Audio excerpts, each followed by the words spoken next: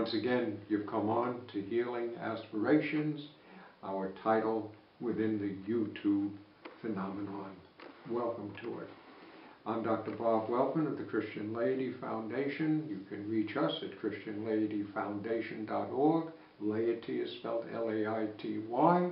And if you're going to email us because of what's going on in this, you can get it by drbob, Dr. Bob, drbob at christianlaityfoundation.org.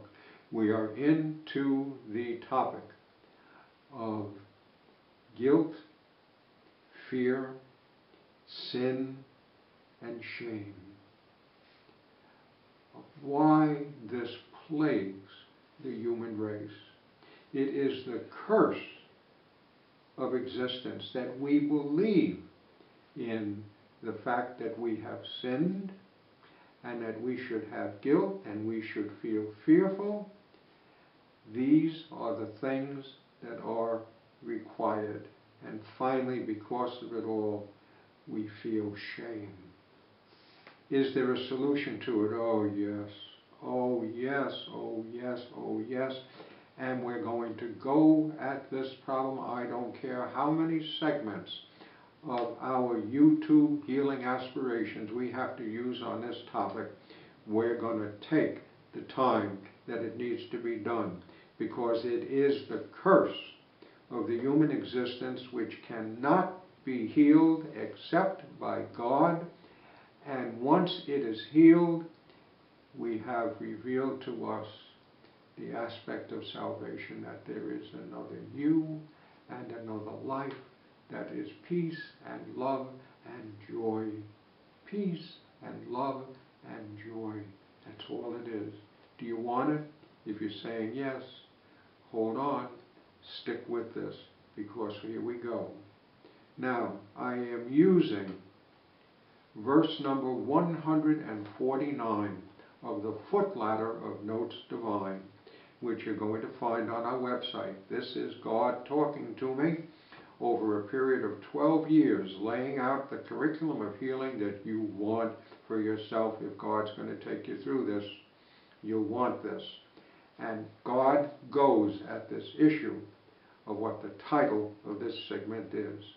And we're going to do it line by line, and you're going to be asked questions, because it's not enough to hear this. It's not enough to read it if you even have gone and gotten a hold of this verse number 149. It's not enough. It's whether or not you choose to believe it and you want something done about it. And we'll go at these issues over and over. Let's begin. This is God talking to us all. He happens to dictate it through me, but it's for all of us. And he begins. Forsake not. Don't forsake. Forsake not thy golden core. What was that? What's this golden core? Forsake not thy golden core. You have a golden core which God is saying, you've been forsaking it. You walked away from it. That's why you're feeling this stuff. There is a golden core that is in you that is the you. That's you. Do you believe it? We're going forward. Forsake not thy golden core. What does it do? That upholds the universal cry for healing. That if you lose it, there is universally in every single being, no matter what universe they're in, whether they came into this world and have left it, they're gone, they're waiting to come in, doesn't make any difference. There is a universal cry for healing because of that golden core in you which doesn't get changed. It's always there, and it is the source of all healing. Forsake not thy golden core that upholds the universal cry for healing. Ready for the next sentence. Now you know you've got a golden core. It's the core of you that is going to be able to get healing. How do you do it? We'll get there. Don't worry, we're going to cover it. Within is the God of love, calling for you to absolve yourself get free of it, to absolve yourself of sin and shame. I'll read it again. Within is the God of love, your golden core. Within inside you, the golden core is one with the God of love. You're going to run into the God of love. Within, I'll add a word to it, within you is the God of love, calling for you to absolve yourself of sin and shame. God wants you to be able to stop this. Stop it. God says, this is not right. This has nothing to do with your golden core. I made you as my golden core. And you're looking upon yourself with sin and shame, which has nothing whatsoever to do with your golden core. It's something that you have added to the mix. I didn't do that. You've added it to the mix. And God says to you, wherefore, question, wherefore, if I haven't done this, and I'm urging you to get rid of it, wherefore, why would you hold on to this? Why would you hold on to this? Why not abandon these heartless, there's no heart in it, no love in it, why not abandon these heartless fruits which are designed, and in God's poetic way, to suffer cause? I'll turn it around to make it easy, designed to cause suffering. But God, poetical, pretty, isn't it? Designed to suffer cause. He puts the verb at the end of it. I'll read it again. Listen to the two questions. Wherefore, why would you hold on to this? Why not abandon? Why won't you abandon these heartless fruits? These fruits of what you have thought in replacement for the golden core. These heartless fruits hasn't got the heart of God, nor your heart. If your heart's the golden core, you don't have that in sin and shame. Wherefore, why would you hold on to this? Why not abandon these heartless fruits designed to cause suffering, to suffer cause? And we're asking that now. God has put that question to you. What do you want to do with it? Now, if you just want to listen to it, okay. The seed is planted. We put a seed down. Bless your hearts. This is what the Christian Laity Foundation was created for, to help you to receive the seeds of healing. That's it. It's largely seeding. Although we're told to teach the process of healing and support it. Well, we support it. We support the teaching of it through this YouTube experience of Healing Aspirations. We're supporting it.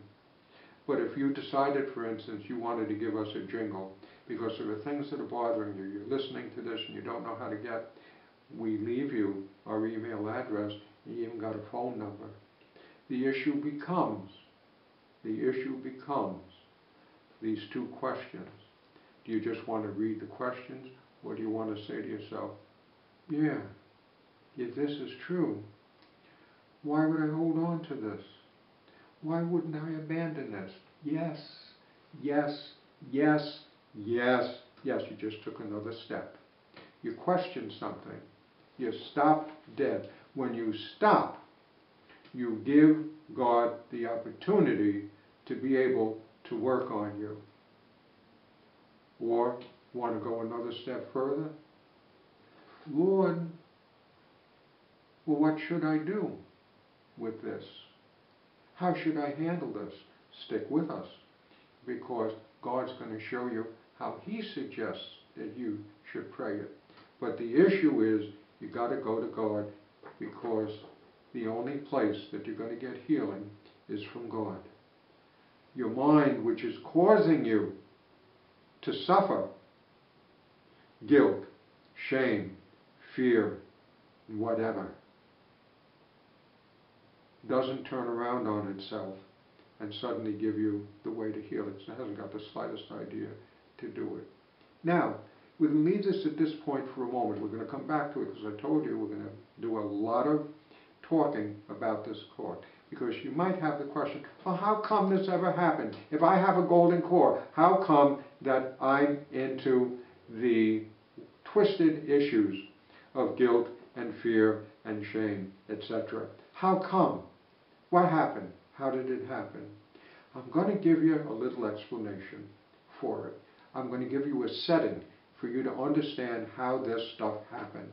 And it's interesting that it's covered also in a way by Scripture in the beginning in Genesis of how God created the world.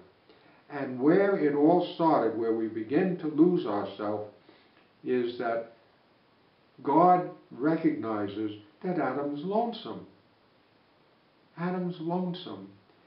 And God decides to give him a companion. That's where we know something's wrong already. That why is Adam lonesome? If God has created Adam in his likeness and his image, which means God is complete, what's incomplete with Adam? What's doing with him? And what's the solution for this kind of thing? Why is this happening? Why would Adam, why would we feel incomplete? Why don't we feel the likeness and image? Why don't we feel our golden core? Still there, why don't we feel it? Because there's one thing that although God made all of us in his likeness and image, which means spirit being in the kingdom of heaven, which they tried to describe as the Garden of Eden. In this facet, we're missing something. If God created us within his likeness and his image, and we're suddenly going to be looking for something else, what do you think we're looking for? The one thing that God can't give to us from himself. Couldn't give it to us. God was the original creator. And that he can't give us. There's only one.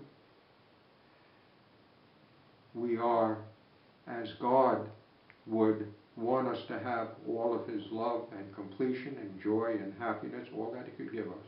But he could not give us the ability to be the original creator. And you know from your human nature that the one thing we can't get, we want the most. And we want to be an original creator. And look at yourself. Look at the world. Are you not putting God in a secondary place? Do you think of God every single moment? Lord, I'm praying to you. No, we do not. Usually we don't, till we're well into the process of healing. We have God in a secondary place because we want to be the big cheese, the big macher in the pickle factory. That's what my mother used as the expression, the big macher in the pickle factory. Ask your rabbi what it means. I'm not so sure about macher either. But the big macher in the pickle factory. We want to be the big cheese, the big shot. And that's what we are doing in this fantasy. And God is saying that's all it can be because you have a golden core, and we're going to move next in the next segment on how to be able to handle this. Is there a way that we can recover the awareness of the golden core? The awareness of the golden core, and stop being the big macher in the pickle factory, but to be God's precious, beloved child, loved to the hilt, and a lover ourselves to the hilt of God and all others like us. So, we're going to stop at this point, and we're going to go into the second segment of understanding this further.